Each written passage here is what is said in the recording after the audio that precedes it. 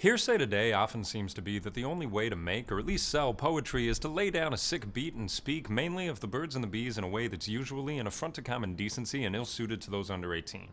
Now, erroneous though that belief may be, it's insidious and thus leads inexorably directly to MTV filling our screens with gyrating hips and hyper-pursed lips, with the unavoidable consequence that little Emily gets to see exactly how to be a predictably salacious dream.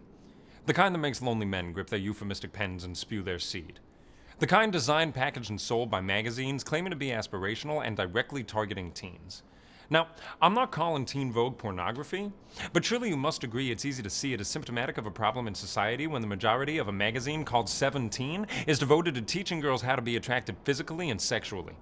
Not how to protect themselves from STDs or HPV. Not how to live healthily mentally.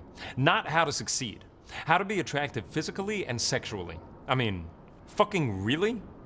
Forgive my French, but I won't sit on the bench while those men with their pens tell me to descend into an animalistic frenzy of masturbatory fantasy crossed with quasi-edible codependency and call that a partnership of equality, the perfect marriage ever after happily, the end.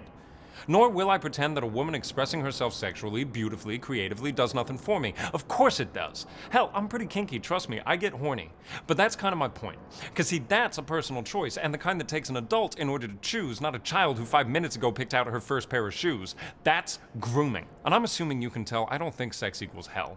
Nor am I advocating an attitude towards anatomy that's outdated and puritanical in its morality, so please bear with me while I explain that all I'm saying is there's been a rigging of the game when we elevate a male player but slut-shame a girl for even engaging, let alone behaving the same. And yeah, we should celebrate the gains that have been made, but it's 2016 today, and we still don't even have equal pay, and that's basic. And you know what really makes me sick?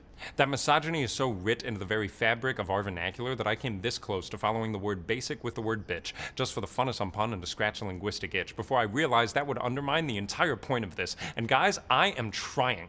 And stop justifying the word bitch by hiding behind the word dick. Because unfortunately, statistically, pretty much everybody, including me, deep down would much rather be called a dick than a bitch, and that's it. Right there, this matrix is sexist.